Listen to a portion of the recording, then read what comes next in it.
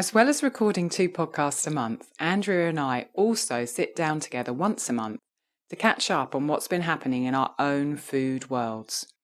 We record these chats especially for our patrons, the people that are part of our podcast community.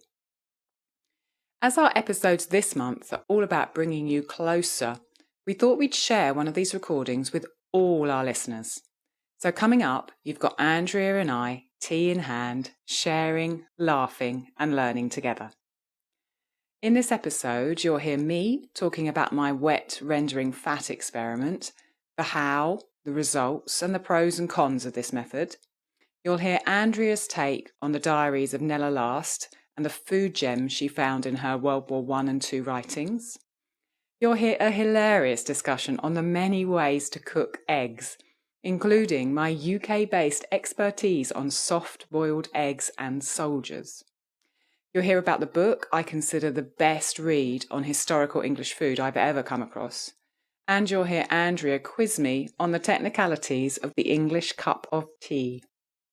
If you love this episode and want more, check out our community over at patreon.com/Ancestral Kitchen Podcast. All the details are in the show notes. For now, join us at the table as we dive in.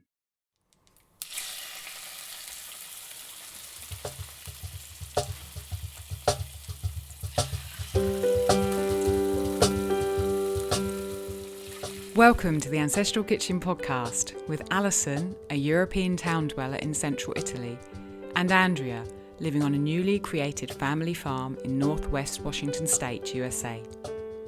Pull up a chair at the table and join us as we talk about eating, cooking and living with ancient ancestral food wisdom in a modern world kitchen.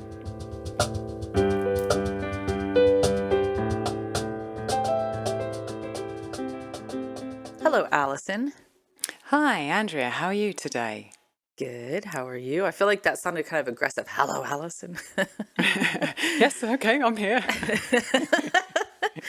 Oh, how's it going over there? I've got the book up on my screen that we're going to talk about a bit later on, and it's got a picture of an egg in an egg cup with a woolly hat over the top of it. It's making me laugh. Oh, that's awesome. I'm going to move the microphone real quick, just so there's a funny sound. So, I know you said it's raining over there this morning, which is nice. You guys getting some hydration. Have you eaten lunch today? Yes, I have. It was very nice. I did some pork mince from my farmer Flavio in the cast iron pan. I kind of have this improvisational process for putting ground meat into the cast iron pan and making a one pot dish out of it, which is the process that I sent to you that's going to go in our forthcoming cookbook at some point in the future when we bring that out. So I had pork mince with onion and what else did I put in? Cabbage and some greens and some tomato paste and garlic. It was quite tomato and a little bit of stock that was left. Cooked that all, lots of onion. And then I put it inside a sourdough rye pancake. 2 days ago I filmed the last videos for my sourdough rye course, and I had a kind of a buffet of all the things that were in the course in front of me on the camera, you know, so you could see the 2 different breads. And one of the things that I show in the course is sourdough pancakes in the kind of how to use your discard section.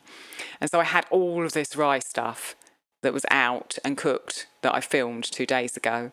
So we had a stack of rye pancakes in the fridge. So Gable's been eating them in his lunch and for breakfast.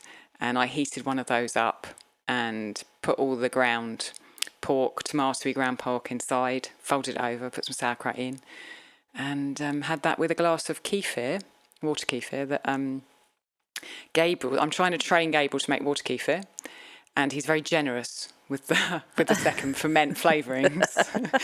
And so he put lots of fennel in it. It was absolutely delicious, loads of fennel seed. So I had a fennel seed flavoured water kefir with it. It was delicious. Delicious. How about you? Oh, Did you have breakfast? That sounds so good. I did actually. I had some black rosehip and black tea combo with some raw cream and a little bit of honey from my friend Kiri.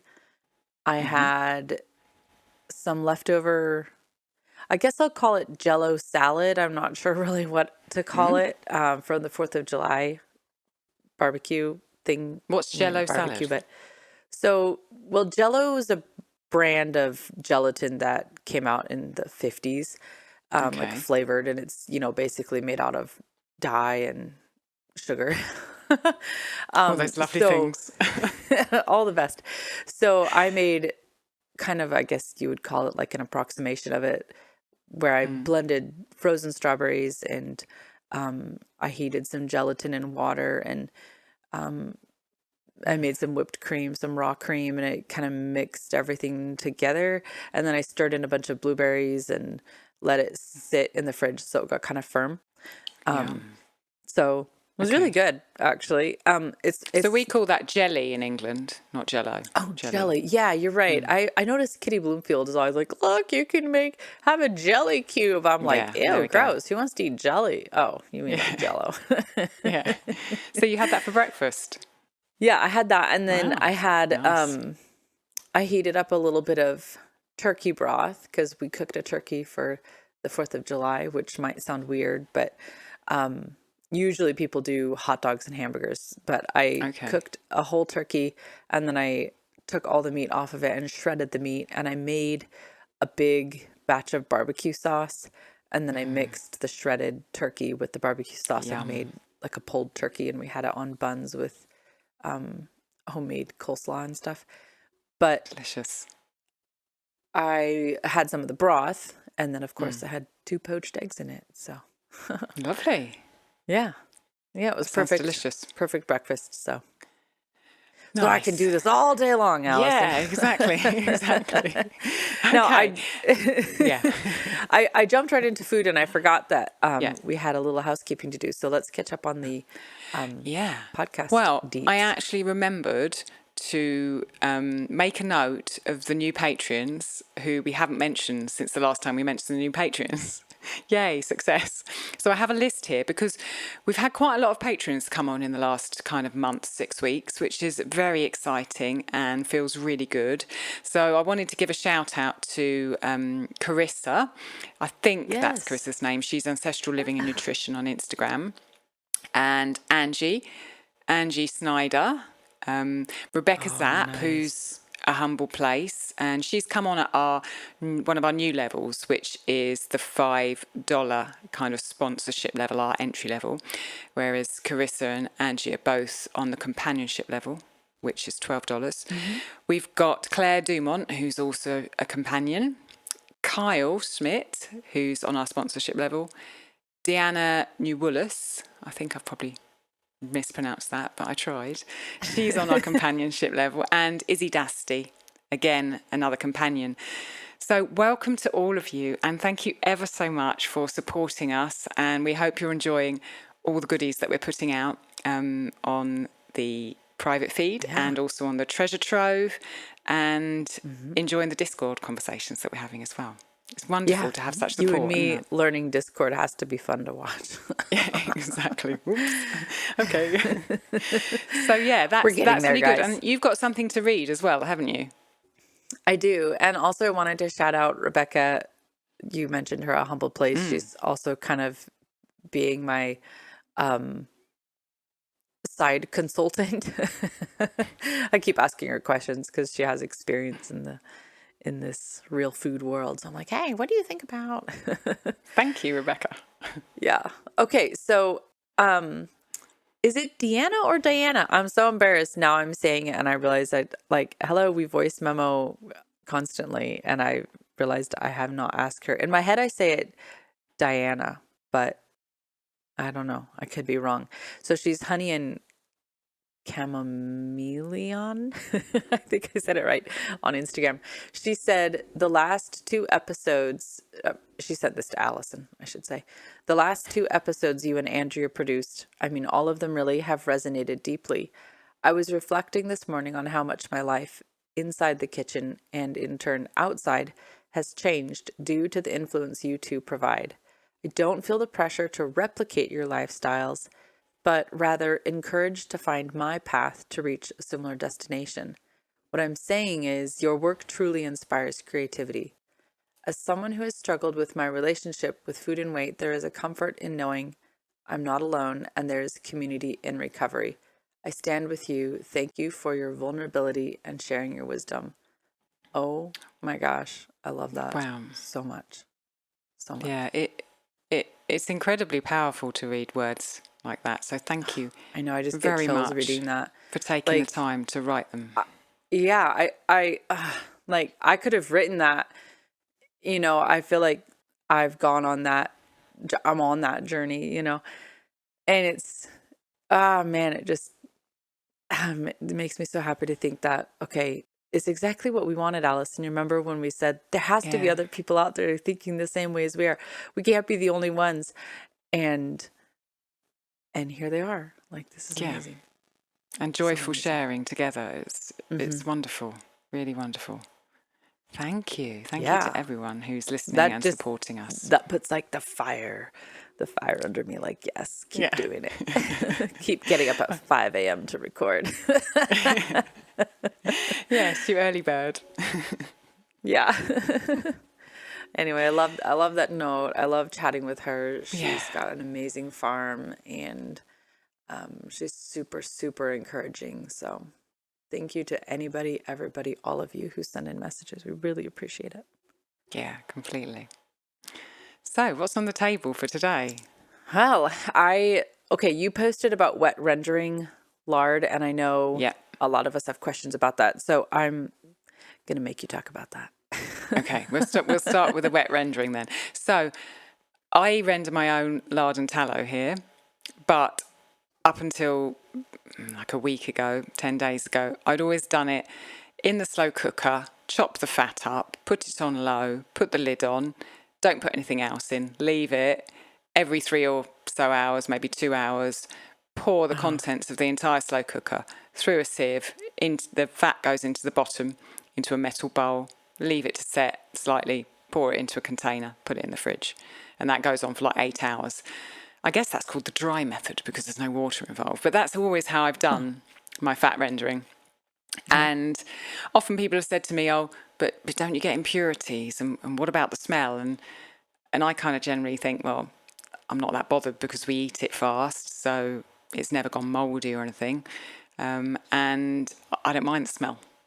But I know some people do. And I know also that lard and tallow historically haven't just been used for food and eating like we use for our lard. They've also been used for making things, making soap, making creams, putting on the body. And smelling like lard or smelling like tallow isn't that attractive. Certainly to Rob at my end. I'm not sure, to a pig or to a cow it might be nice, but so I then stumbled across our friend, and I'm going to try and pronounce her name rightly here, Jimena, who has an account on Instagram called The Functional Force, I think. And she was showing herself doing this thing called wet rendering. And I was like, what's that? Well, she's putting salt in with it and she's putting water. How does that work? So I talked to her about it and she said, basically, it's really good for getting your fat really, really pure. The salt helps pull out impurities. And it's also good to stop it smelling. So if you want to have a very clear, very pure, very odour-free fat, try this way. So I finally managed to get my hands on some beef fat. Up until now, I've only been happy to get pig fat. I haven't been able to find a source of beef fat that I was happy with. But we found a new farm that are biodynamic and grass feed, and they were happy to sell me some beef fat for hardly any money at all. So I thought, okay, let's give this wet rendering a go. So basically what I did was chopped up the beef fat into kind of squares, maybe 2 centimetres across, and put it in the slow cooker. And then I added quite a lot of water, maybe 2 quarts of water, 2 litres, and kind of a handful and a half of salt. And I turned it on and I left it and I watched the bits of fat get smaller and smaller and smaller. And when they got very, very small and it looked like there really wasn't any more fat to come out of them. They kind of look like the cracklings sort of size that I'm used to. I strained through a sieve lined with muslin into a metal bowl. And then I left that to set and I put it in the fridge overnight. So then what happened was the fat stayed at the top and the water that had been in the liquid went to the bottom, and it was salty, very salty water. In the morning, then I cut that tallow out of the bowl. It's quite hard to get it out. I think if you have like a silicone bowl or a bendy bowl, it'll be easier because you just pull the sides, but I don't have one of those. Yeah. So I had to use my knife and kind of get it down the side. The first bit was quite hard to get out, but I got all that out. And underneath was all the salty water, which I threw away. And then when I turned the tallow upside down, I could see that on the bottom of it, where it had been sort of in contact with the water, there was, on some of the bits, there was like a brown kind of patch. And that's more impurities. So I scraped those bits off with a knife and put them to one side. And then I put all the tallow that I just cut out back into the slow cooker for day 2. And I put in a load more water and a load more salt. And I left it for maybe 3 or 4 hours boiling, just that simmer, kind of very, very light boil. And then after that, I did the same thing again. I poured it through a muslin lined sieve into a metal bowl, let it set, put it in the fridge. Day 3, the next morning, I got it out again, turned it over, and there was less brown on the bottom, a little bit, and I scraped it off. And then I had my tallow. I threw the water away again. And it was basically odourless. It doesn't smell as strongly as tallow that I've made in the past. And it's much, much finer and clearer. I mean, it just looks like fat. There's no bits of kind of random sort of cracklings or bits, like when you render fat, you often get little bits in it if you don't put it through muslin. And so I've now got 2 kilos from 5 kilos of fat. I've got from 5 kilos of the cow fat, the beef fat. I've got 2 kilos of tallow, which I cut into kind of about 300 gram, 350 gram portions. Some of them are frozen, some of them I put in the fridge. And hopefully I'm going to use it to make something to put on my skin, some of it. I've been using it to cook and it tastes amazing. The last time I made tallow was in England with some beef fat I got in Cornwall, and I never used to like it. I didn't like the taste of it, I didn't like the smell of it, I didn't like to use it, and the boys ate it. I just stuck with the lard. This tallow I absolutely love, and I don't know whether it's the different cows, the different way they've been raised, the different processing, I'm not sure. But it vies for being as nice for me to have in my, when I'm frying, as the flavour of lard. It's really, really good. Really cheap.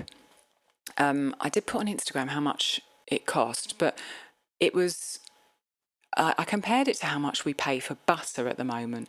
And I think my butter worked out at about 12 euros a kilo, maybe slightly more than that.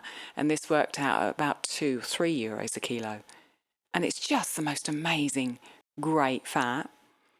And then hopefully I might be able to use some of it to put on my skin. I was talking again to Jimena, who was telling me she makes a solid bar of tallow mixed with some beeswax, and she puts it next to her soap in the kitchen. So every time she washes her hands, afterwards she just kind of rubs her hands on that bar, and it gives a coating of the fat on her hands. I was rubbing it into my hands as I was making the tallow, actually, as I was rendering it, because there was bits kind of on my hands and bits spilt on the side. And so it's just really exciting. I explored the wet render, and I would say I was kind of thinking, what were the pros and the cons? It's longer. It's much, much longer to wet render because it's over 3 days.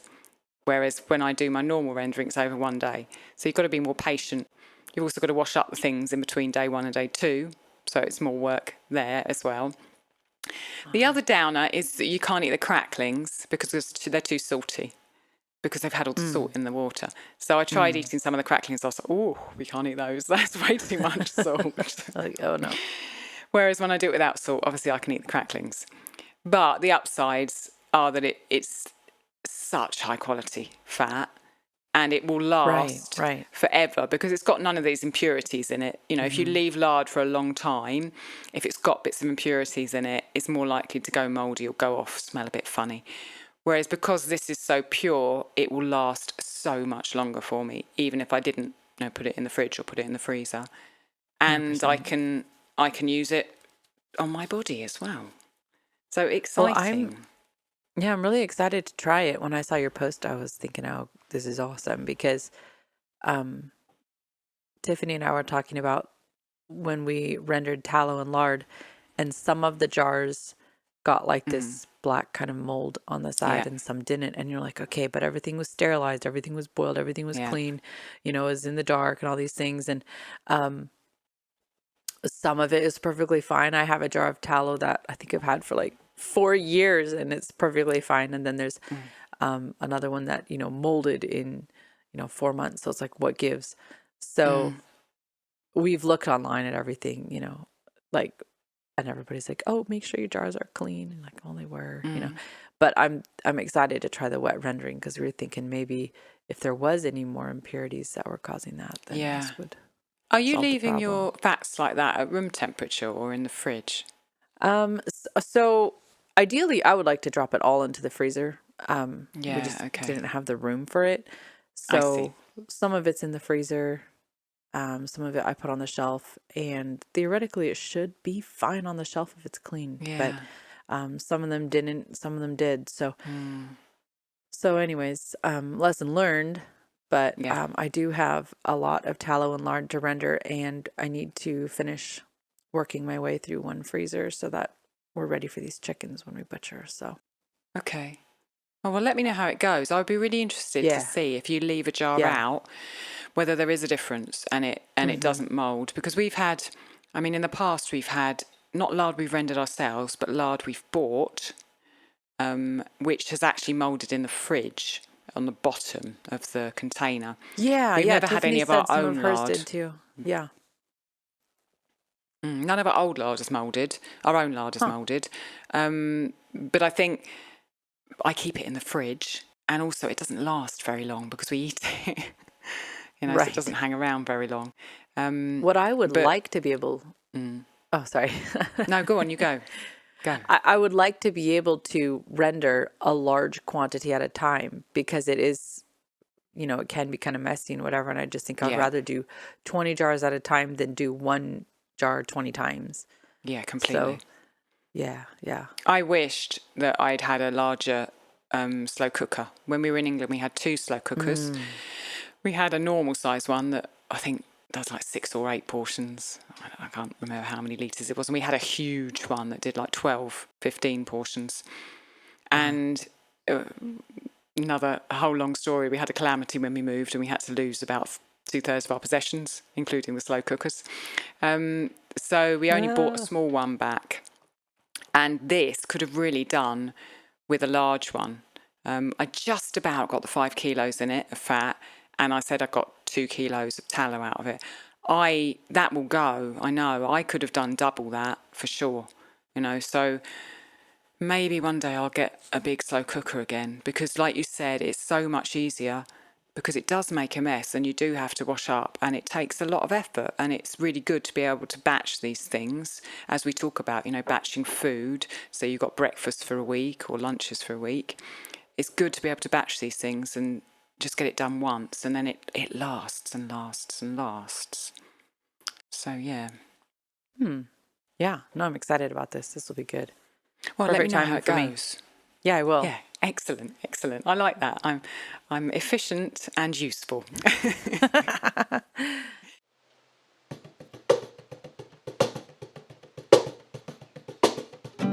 Did you know we have a Patreon for the listeners of the Ancestral Kitchen Podcast? That's right, can't get enough of this?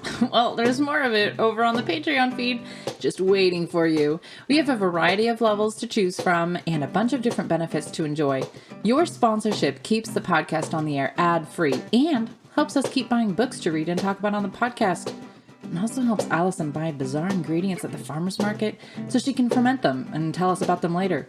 Check us out at patreon.com/Ancestral Kitchen Podcast.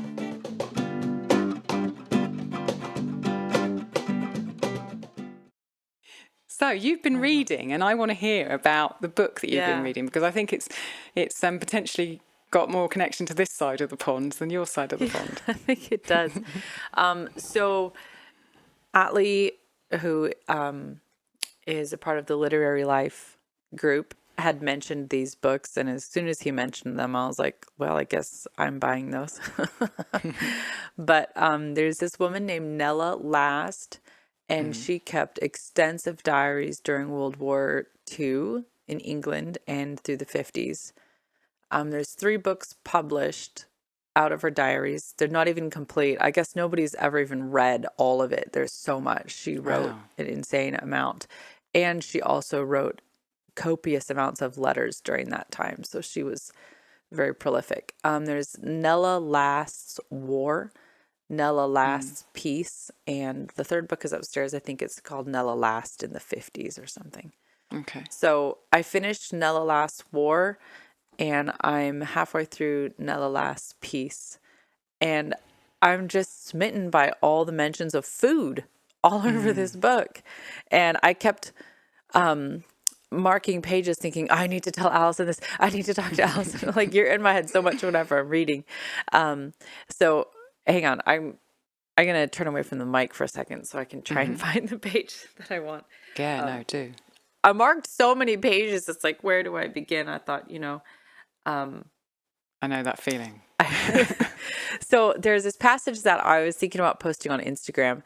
This isn't food per se, but I feel like, when we talked about, remember the sparks of life coming from the woman's fingers as she prepares the food and stuff. This kind of echoed that back to me. She said, she contemplates a lot in her diary about, her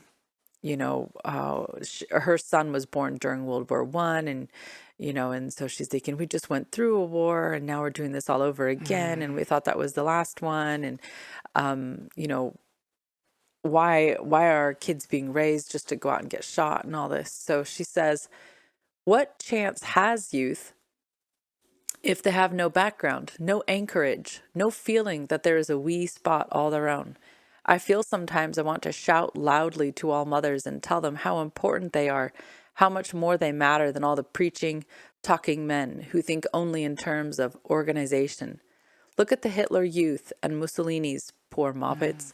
Where have they landed and landed the world? I want to cry, mothers, unite. Let's all be old-fashioned. After all, babies and little ones are the oldest fashioned thing there is.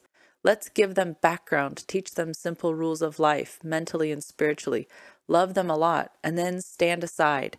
Why, we would make a new world in 2 short generations and wipe out bitter memories, make racial hatreds perish, and better than a man or men ever could. Gosh. Wow. Ooh, I just love that.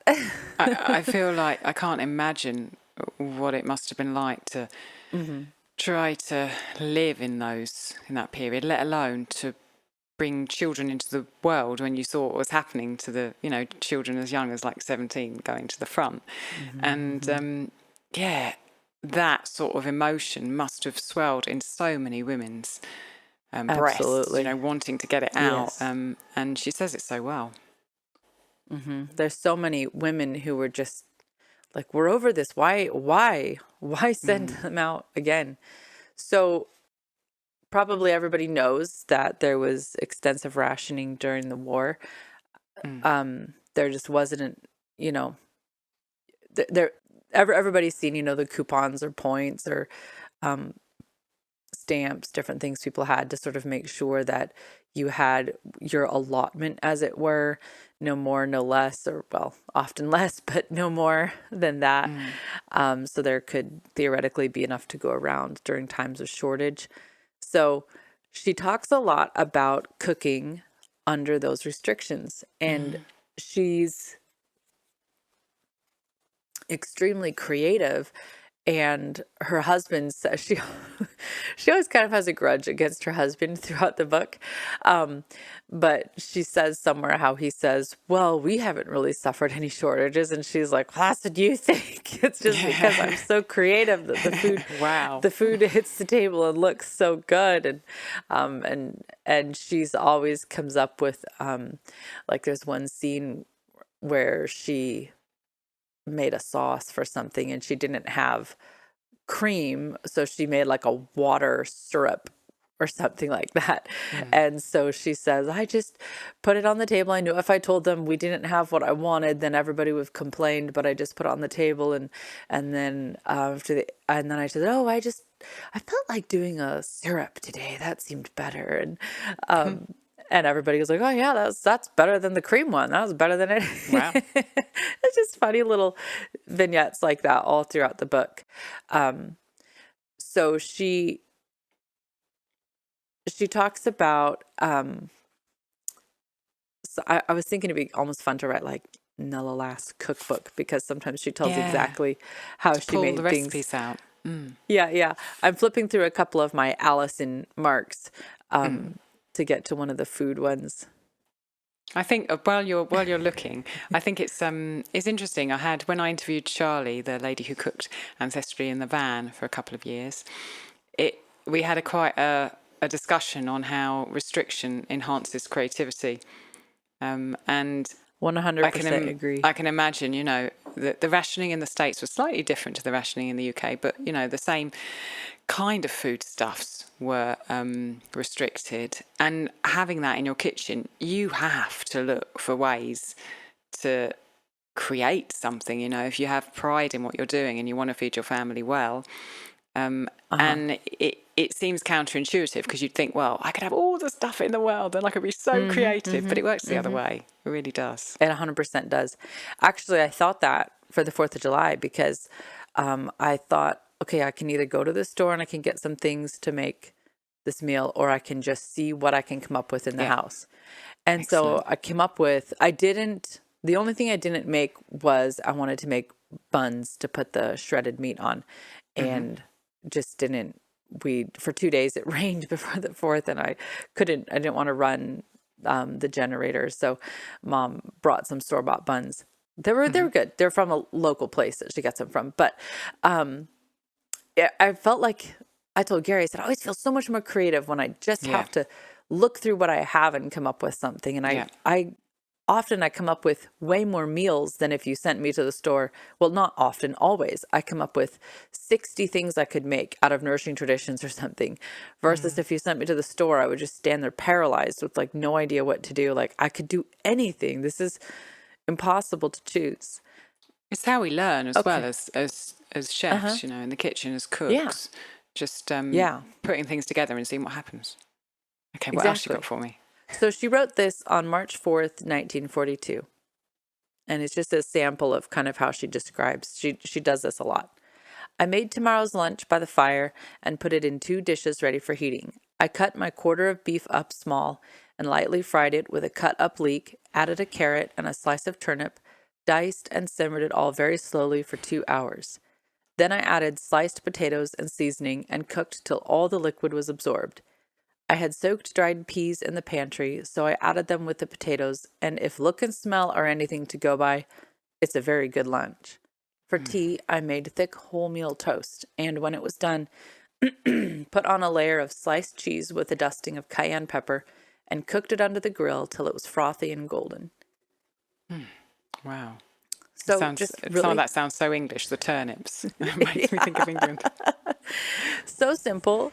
A lot of the foods are like that, simple ones, and a lot of them are even simpler than that. But it always sounds really good. And something I always note is how their meals are very simple. Like she'll say, today, because she worked at the canteen, so she'd say, today we made them toast with smashed sardines, or today we made toast with cheese on it and tea, or whatever. And I'm like, yeah, that was their meal. It was just something really simple, not these hyper complex Pinterest kind of meals. And I sent you that picture from the cookbook from the U.S. side of war. Yes. The rye bread. Yeah. Meatloaf or whatever. That's saved, ready to make. Yeah. And that book was kind of similar in terms of here's what was kind of being rationed was not nearly as restrictive, or at least I get the impression it wasn't as restrictive over here as it was over there. But, still simplified recipes, and there wasn't lots of, butter and sugar to go around or anything like that. And this is also where a lot of our fake like margarines and stuff came in. But it is interesting looking at those books because we had just started this real factory food sort of, mentality was coming in. And then the war, the Second World War really amplified it because now you had to have lots of tinned, canned, preserved, dried, food to send overseas with, troops. And just, I don't know, a lot of factor and industrial food came to the forefront during and because of the war. And she says, bitterly, as I think many of us feel, multiple times throughout the book, how, war's making somebody money somewhere. Meanwhile, all the mothers are just at home watching their sons one after another march off and get killed. So, just fascinating book.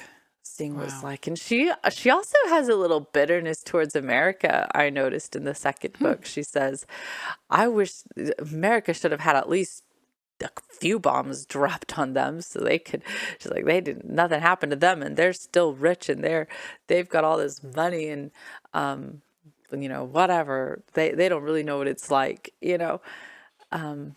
So she had some, she lived in a town that was bombed during the Blitz constantly. So, gosh, understandable angst. I can completely kind of see how subsequent generations who were mothered and grandmothered by that generation, the changes that must have been passed on through the different emotions that those women had to live through. You can see how previous generations, it's in our tissues, it's in us, what happened to them. Right. Yeah. Because 100%. They passed that on to us, whether they were kind of, raising families or had babies in their wombs, it's all passed on, and it's scary, really scary. Well, since we're carried by our grandmothers, we're not even a generation removed from that. Yeah, exactly. Like we're right there. Yeah. So, I remember there's two things I wanted to say. The first one was that how wonderful the cooking of offal was during the war, because I think offal was never rationed in the UK. I seem to remember I did quite a lot of research on rationing about a year ago. Yeah. And I wish we could bring back the offal recipes. And secondly, I listened to, I think it was a BBC Food Chain, which is a programme from the BBC World Service about rationing, and 3 women who took rationing and actually did it, took rationing from World War II and did it, in like last year in their lives, and how it's always been kind of said that Britons were the healthiest that they've ever been after the rationing during the war. And these 3 women, one of them who was quite seriously overweight, took the rationing and made it part of their lives and tried, they had to be creative in the kitchen like Nella was being. They had to relearn things. They kind of lived through it. And it was absolutely fascinating to hear their reflections on how they cooked, but also how it changed them afterwards, going back in and seeing all the plenty and the abundance and the crazy kind of commercialism we have around food today. It really had an effect on them to actually have to live like that. It was a fascinating program. Yeah. What podcast was that? That was, I think it's called The Food Chain. There are two food BBC chain. podcasts I like. One's the Food Programme, which is on BBC Radio 4, and that's a podcast as well. And Dan Saladino presents that one quite often, the guy who I love his work, and I'm reading his book at the moment. And then there's another one called The Food Chain, which is on the World Service, the BBC World Service, but that's also a podcast. So both of them you can subscribe to, and I do, as podcasts. And they've got an archive going back for years and years and years. So you can find... if you want a podcast about something, you'll find something in that archive for sure. Dang. They're great podcasts. So you... okay, question before we move on to the next topic. Yeah, go. So just this is just a like British question. Oh dear, I'm on the hot seat now. So in this book and everywhere, everybody always refers to tea. They're like, oh, we're gonna have tea. Can you tell me where is tea in the hierarchy? Because tea is like a meal. It looks to me like they're like, oh, we had bread and toast and a cake and a salad for tea. And I'm like, what? So. Yeah. Can you I can try and explain to you what tea is. So tea, there are various names for meals in the UK. So breakfast is breakfast. I don't know another name for that. But then you have lunch and you have dinner and you have tea and potentially you have supper as well. I don't think there are any more than that. Supper wasn't really ever used when I was growing up. Lunch generally refers to, in my world anyway, a light meal had at around noon, 1 in the afternoon, something like that. Dinner, there's a social kind of class around these words, which is in a whole nother discussion. But dinner generally can refer to either an evening meal, but that is quite big. So if you've gone out to work and you've had a lunch, a sandwich at work, then you come home and you have your dinner. And in England, that's generally like 5, 6 o'clock. Whereas in Italy, it's like 8, 9 o'clock, depending on the time of year. Wow. And some people do interchange the word dinner and say dinner for the lunchtime meal, particularly if it's a heavier meal. Tea, generally, I think, in my past, that goes with when you've had a big dinner. So say it's a Sunday, and traditionally in England, on a Sunday, you have a roast dinner. See, I said the word dinner because it's a heavy dinner and it's served around 12, 1, 2 o'clock. Okay, midday. Yeah. Okay. So midday on a Sunday, the traditional English food is a roast. So when you've had your roast and you've had a dessert, you're stuffed and you don't necessarily want that much in the evening. And that's where tea comes in certainly the place where how I grew up. And tea is usually kind of something lighter, maybe with a cup of tea, some sandwiches, a bit of a cake or something like that. So that's how it's used. But there's also another term for tea, which is kind of like a high tea. So if you go to some of the hotels in London, like the Ritz, you can go there and you can have tea, afternoon tea. And it's something that you can take. Take is the verb. You don't eat it, you take it. You take tea and you go to the hotel. I've done it twice, I think, in my past. And you can go any time in the afternoon, so like 3, 4, 5. And you go there and everything's set out and there are cakes on, like a 3-tiered cake stand. And there are kind of cakes. They bring you sandwiches on a cake stand first, cucumber sandwiches, with the crusts cut off and salmon and stuff in them.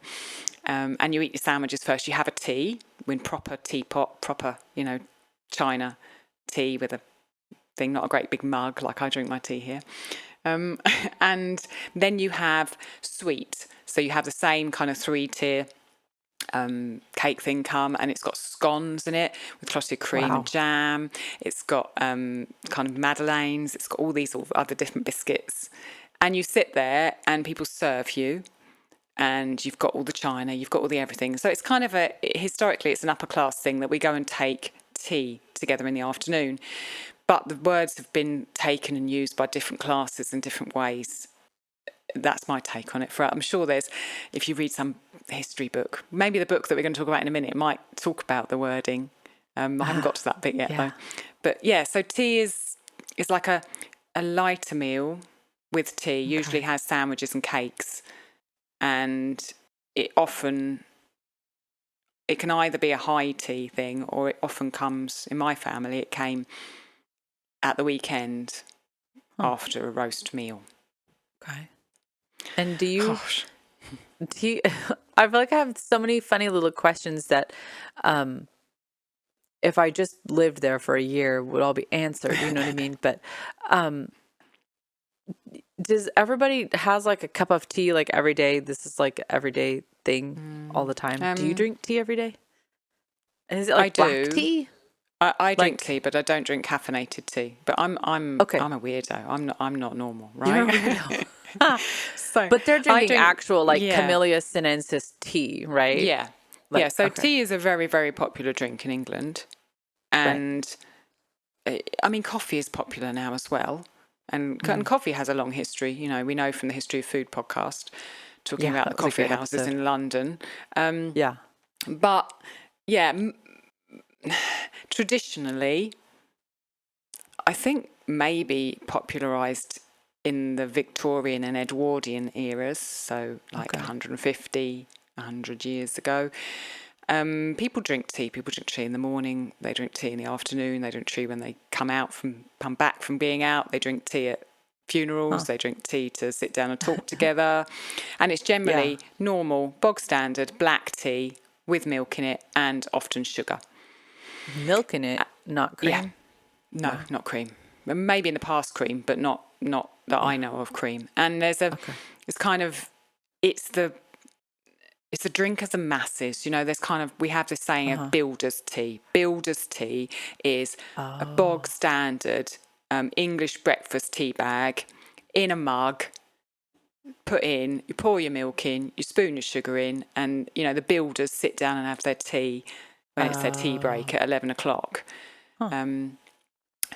Tea, I mean, I'm just trying to think. I mean, in my past, my family drank more tea than coffee, for sure. And my mum drinks coffee. My dad doesn't drink coffee so much. My grandparents drank tea. They didn't drink coffee at all. They drank tea. Interesting. Yeah, coffee's like really a big deal over here. I guess it's our equivalent to tea. Because like if you go to, a funeral, we'll say there'll be carafes of coffee. There will probably be a carafe of hot water and some sort of neglected tea bags, but it's not really like just in case, I guess, somebody shows up who wants tea. So I drink but tea, because but it's not a very good tea. Oh, yeah. So no one has it. Yeah, nobody really wants it because it's not really good tea. At least that I ever see. Usually there's as many tea bags left at the end as there was when you started. Yeah, so when we used to have tea on a Sunday after we'd had a roast dinner, generally it was because my grandparents were over, we would have a big teapot in the middle of the table, and my mum would put like 4 tea bags in it or 3 tea bags in it, and everyone would have teacups, and we'd sit around the table and there'd be sandwiches and sausage rolls and vol au vents and cake, and everyone would have a cup of tea. Yeah. Wow. So interesting. Yeah. Okay, I kind of inferred that from things I've read, but it's always nice to hear somebody spell it out a little bit. There's lots of little phrases or colloquialisms that she uses that some of them, they actually have a definition in the back of the book where you can look it up. Oh, wow. But for the most part, you can figure it out by context, as I'm sure you could with things that I say that I don't realize. So, or just I come and ask you. That's what I do. Yeah, or I ask you. Yeah, exactly. But which I want to do now with my book. It's really interesting that you brought that book to the table, because this, I know, I'm reading a book. Thank you, Charlie, for again the Ancestral Food in a Van lady. Go back and listen to her episode. Recommended this book called Food in England, A Complete Guide to the Food That Makes Us Who We Are, by Dorothy Hartley, who was a social historian who published this book in 1954. And it's the book she's most kind of lauded for, even though she wrote kind of other histories. She lived in Wales, and it is big, very big. And it has sections on, I've read the sections on kind of ovens and beef. Fascinating stuff. And just a couple of nights ago, I was reading the eggs. I started reading the eggs section. And it's like a complete mirror over here. I was like, oh, I want to tell Andrea about this. I want to tell Andrea about this. So there was all this stuff in this egg chapter that's really simple. She's got recipes, but she just starts off by talking about the hens and the different times of year, which is a whole nother discussion. But then she talks about how to cook eggs. So she's got, boiled eggs, poached eggs, scrambled eggs, omelette. And there's some things in here that I'd never even heard of or thought about. And I would just wanted to ask, share some of them with you, see if you've heard about them and air it. So let's start with the boiled eggs. I've got this picture of this egg with a bubbly hat on in front of it. So she says that boiled eggs take 3.5 minutes, but you can't cook newly laid eggs like this. You can't boil them because the white hardens before the yolk is properly set. I didn't know that at all. But it does sometimes I thought, what, I've had some eggs that I bought from the farmer's market and I've cooked them like I normally do, boiling. And the outside has seemed okay, when I put a spoon in. But then there's been a kind of a blobby bit around the yolk that's not cooked. And I thought, maybe it's that. So she says there's this process called where is it? Coddling. You need to coddle the eggs. And I'd heard the term coddled before, but I'd not paid any attention to it. And what it is this is what you do for newly laid eggs, apparently. So you boil them for 3.5 minutes, and then you take the pan off the heat and you leave it for 5 to 6 minutes in the kind of just off the boil water. And then she says you can keep them like that in hot water for some time. They won't become hard, and it preserves the natural moisture that is in a newly laid egg. And I had never heard of that before. And you've got lots of experience with newly laid eggs, and I wondered what you knew about it. Oh, well, yeah. Okay, so when we have fresh eggs, it's hard to boil them and peel them. So is this like those kind of eggs that you you put it in an egg cup and eat it out? Yeah, she's talking about eggs. She's not talking about peeling them at all. She's talking about how you cook them. It's an egg cup egg. That makes sense because they are pretty much impossible to peel when they're fresh. Yeah, so she's saying to have a boiled egg, which in England is, a boiled egg in an egg cup, you take the top off, you put your soldiers, you dip your bread soldiers in there. Your what? She's saying, so traditionally in England, if you have a boiled egg, a soft-boiled egg. So in England, there are hard-boiled eggs and soft-boiled eggs. Soft-boiled eggs means the yolk's still runny. Hard-boiled eggs, the yolk's hard. With your soft-boiled egg, what you're supposed to have is soldiers, which is a bit of toast with butter on it. So if you imagine a piece of toast, a square of toast, you then cut it in half. So you've got two halves, and then you cut those halves at a 90-degree angle to the cut you've just made. So you end up with long, thin bits of bread, and you end up with about 10 of them. And they're called soldiers. And then you get one of those soldiers and you dip it in the yolk, and the yolk goes all over it, and then you eat the bread. That's how you... Okay, I'm gonna... Egg and soldiers. I gotta do that. Okay, wait, and that... Okay, so is that not a coddled egg, a soft-boiled egg? No. So she's saying a soft-boiled egg is just you boil it for 3.5 minutes, and then you put it in your egg cup, you take the top off, and you eat your soft-boiled egg. But then she's saying you can't do that with newly laid eggs because you'll end up with a yolk that's not cooked. So you need to do this thing where you leave them in the pan afterwards for 5 minutes, and then you can leave them in the water for as long as you want because they won't go hard, I promise, and they'll be all moistured, retentive and lovely. And I've never cooked a newly laid egg differently, and no one's ever told me anything about that, and I didn't know. Yeah. And I wondered if you knew, but it sounds like you don't. I clearly didn't. Nobody told me that I needed soldiers. Okay, I have a question about eating the egg out of the shell because this has always bothered me at like 3 o'clock in the morning, and I'm laying there thinking about it. Don't you get like chunks of shell in it? Yeah, so I forget. Soft-boiled eggs aren't in shells in egg cups aren't a thing in the States, are they? They're just not. People don't do it, do they? like we have egg cups and they're in pictures and cartoons, but nobody actually does. It's a bit like, there's a comic over here called Eddie Izzard who's really funny, and he said, have you ever actually seen anyone like fall over on a banana skin. He says, I've seen documentary footage of it. I've seen cartoons of it. I've seen this. He said, yes, but the Nazis used propaganda. Have you actually ever seen anyone slip on a banana skin in real life? Right, so you have egg cups. But we no one ever fully uses them. accept it as a motif. Like, we're completely fine. So, soft-boiled, what was the question? I've forgotten. Don't you get a bunch of eggshell in it? Like, wasn't that yes, that was the disgusting? question. No, so what you do is you put it in the egg cup, and then there are two different methods. One is you take the back of a small spoon, a teaspoon, and you doff the top in, like bash, bash, bash, bash, bash, bash, bash, bash, bash. So there's loads and loads of cracks in it. Okay. And then you get a knife and you go in from the side at about a centimetre or half centimetre down, and you slice the top off. And because you've done that swiftly, and the top of the egg that you've taken off is in 1,000 pieces, but it still maintains the kind of the inner kind of membrane of the shell on the inside of it. So if you're lucky, you can just peel that bit off.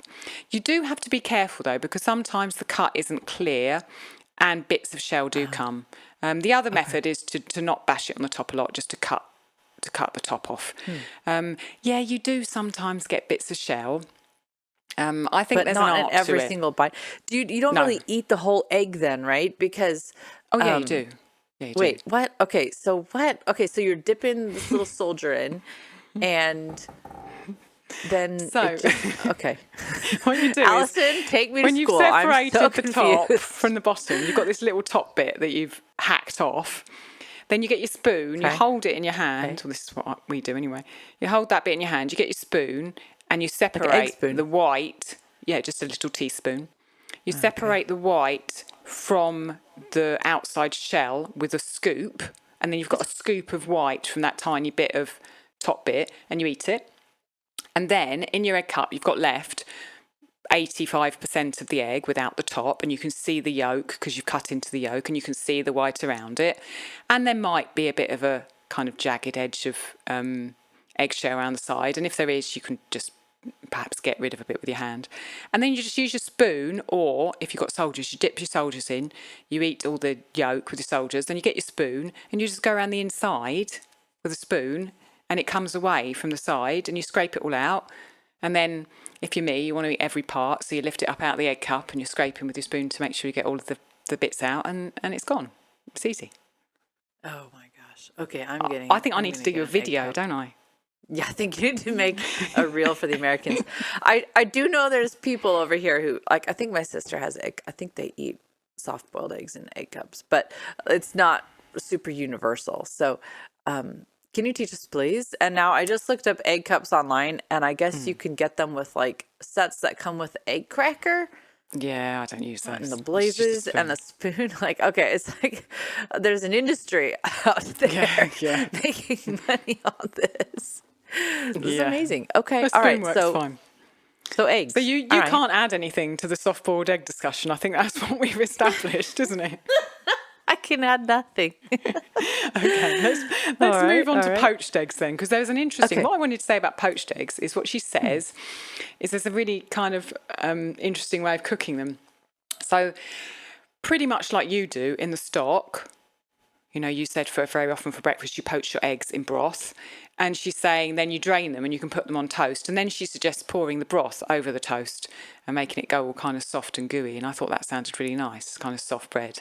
Even if it had butter on, then you pour the butter would melt, it would go lovely. There's an English dish called Welsh rabbit, which is cheese on toast under the grill. Is it And the she thing that says- looks like rare bit?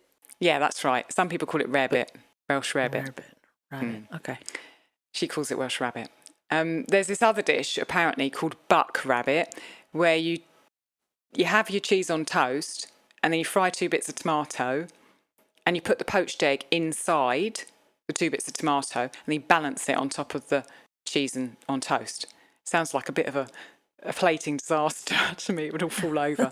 But I thought that it sounded quite nice. Cheese on toast with an Yeah. egg in between 2 bits of fried tomato. I wanted to try That that. does sound nice. What else does she say? So we're going through them. We're on to fried eggs now. And the one thing she says about fried eggs is that you have to keep the fat boiling all the time that the egg is in the pan. Otherwise, you won't get a crispy bottom to your egg. And I really like crispy bottom on my egg. Do you eat your fried eggs with a crispy bottom? Okay, here's funny. Oh, wait, you said you do or you don't? I do. I like it like that. Yeah. Me too. Okay. So you and I both like the crispy bits, don't we? Like on everything. And the crusty ends and stuff crunchy. like that. Yeah. Gary does not like that. He thinks it's disgusting when I make eggs with crispy. Really? And I'm like, oh, the little frilly brown edges. I'm like, that's what I live for. And he's just like, that's disgusting. So he likes his eggs cooked, not like that. Wait, were you saying something about poached eggs? Did we? What before? Yeah, we did. The poached eggs was the thing about the poaching the eggs in the broth and then putting them on toast and putting the stock over them, or poaching an egg and putting it in between the tomatoes and putting it on the cheese on toast. Okay. That was her 2 cents on that. Was the poached. So it wouldn't be 2 cents. That was the pence. rabbit thing. Yeah, exactly. Huh. So you must cook Gary's eggs in fat that's less hot in order to That's how I do it. That. I do his eggs first. I do his eggs first, and then I do mine. Because I like mine exactly like you said, way more crispy. And I love hearing that they poach the eggs in broth, because that's what I do. Yeah, exactly. That's what they did. Do you have scrambled eggs in the States? Yeah. Yeah. Okay. So we're not total barbarians, Alison. Yeah, I don't know. Do you know what egg is? She calls them scrambled or rumbled eggs. I've never heard of rumbled eggs. Yeah. Oh, I think like I might that start name using better. that instead of. I'm going to go with that. Some rumbled eggs tonight? From now anyway. on, rumbled eggs. We are going on somewhat. I want to move to the last way of cooking eggs in there, which I want your input on, which is omelettes. Now, when I was a kid, my mum used to make omelettes differently to how I make them now. She used to separate the egg yolk and the egg white, and she used to put the egg white in a bowl and with a hand whisk it until it had peaks. And then she used to fold the egg yolk back in to that so it's still really fluffy. And then she used to pour that into the pan and cook it. And then somewhere along the line, I think when I left home, I must have read something else or seen something else. And I just started making omelettes by breaking eggs into a bowl, mushing them with a fork a little bit so they became, yellow rather than white and yolk together. And then just pouring them in the pan.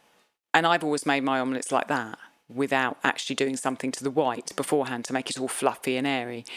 And she, when I read this, she was like, this is how you do it. You separate them out, you whisk the egg white till it's a peak, and then you fold it back in and you serve it like that. And she talks about it having a sound called frou-frou. When it goes into the pan in the fat, it goes frou-frou, frou-frou, apparently. She's very, very clear about how to cook it. And I don't know where my idea of where my mum was doing what she did. Maybe that's because her mum did it. Her mum would have been around in like 1930, 40, just before this book was written. I can't remember where my idea of not doing it, not fluffing up the whites came from. Maybe just because I wanted an omelette and I couldn't be bothered to fluff up the whites. But I wondered how you do omelettes. So you see them both ways here. I've seen the instructions for do the egg whites first and fold in the yolk. I think that's probably considered the most proper way to do it. And then, as far as I know, the only way I've ever done it and the only way I've ever seen anybody personally do it is we just whisk the eggs completely, pour them into a pan. And then are your omelets usually stuffed? Like, do you usually have something in them? Yeah. Or is it just like egg? Okay. Yeah, interestingly, so she talks about cooking the filling first, putting it to one side, then cooking the omelette in the pan, and then taking it away from the heat and put it under the grill, which would be broiler for you, for a few seconds. Oh.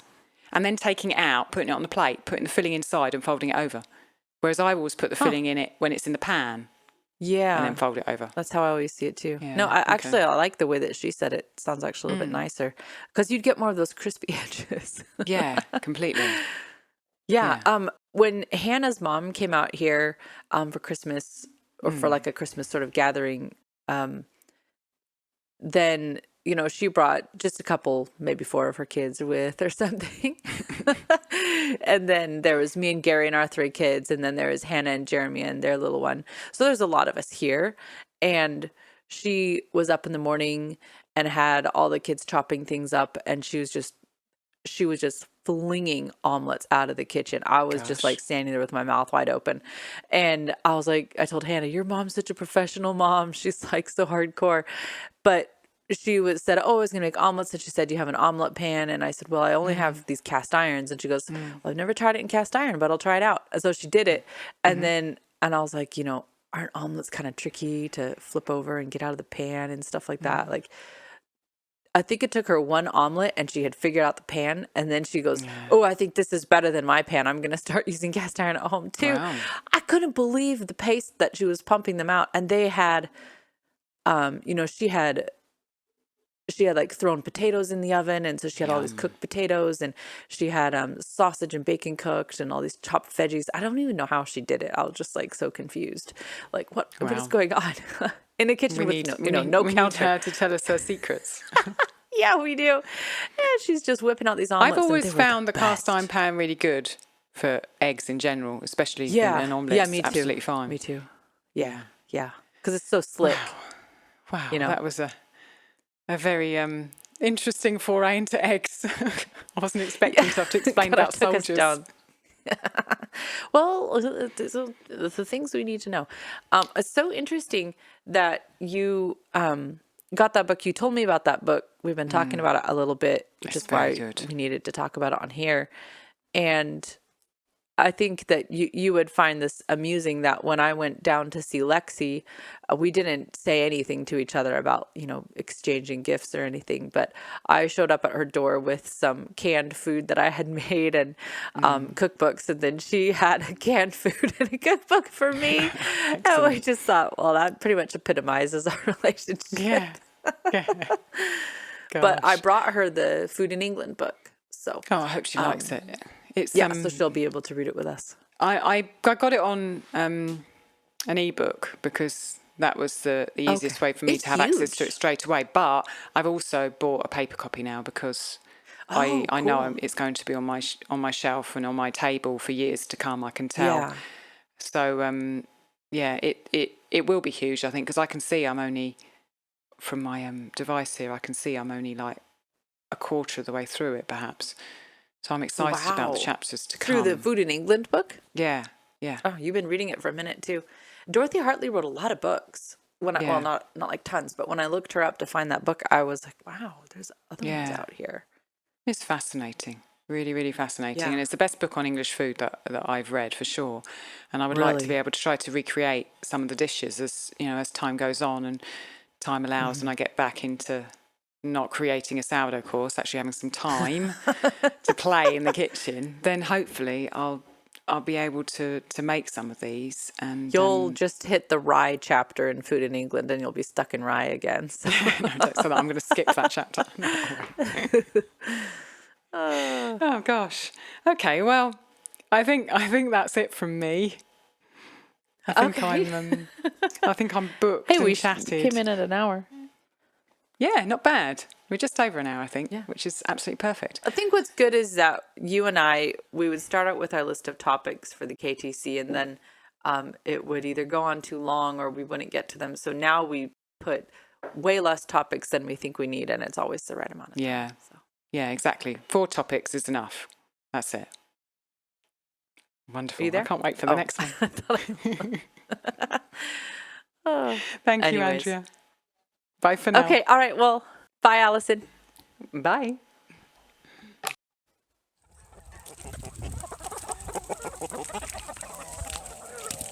Thank you so much for listening. We'd love to continue the conversation. Come find us on Instagram. Andrea's at Farm and Hearth and Alison's at Ancestral_Kitchen. Until next time, we both wish you much fun, exploration and satisfaction in and out of the kitchen.